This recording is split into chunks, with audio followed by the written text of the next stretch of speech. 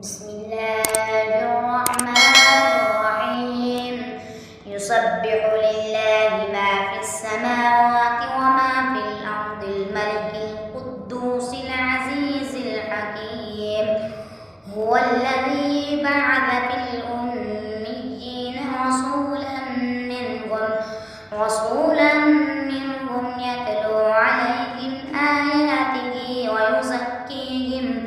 ويزكيهم ويعلمهم الكتاب والحكمة وإن كانوا من قبل لفي ضلال مبين. وآخرين منهم لما يلحقوا بهم وهو العزيز الحكيم. ذلك فضل الله يؤتيه من يشاء والله ذو الفضل العظيم. مثل الذين حملوا التوراة ثم لم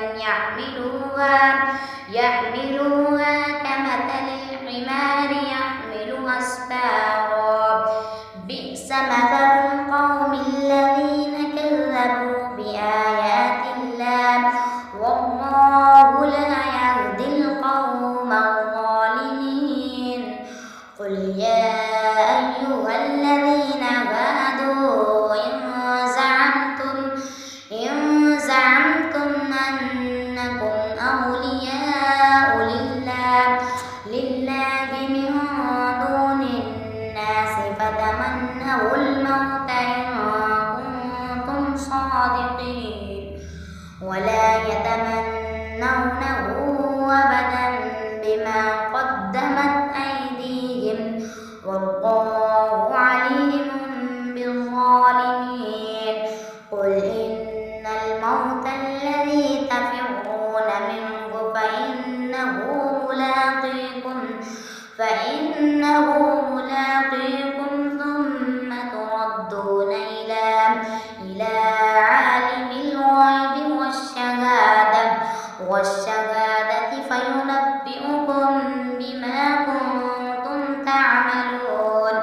يا أيها الذين آمنوا إذا نودي للصلاة من يوم الجمعة فاسعوا إلى ذكر الله وذروا البيع ذلكم خير لكم إن كنتم تعلمون.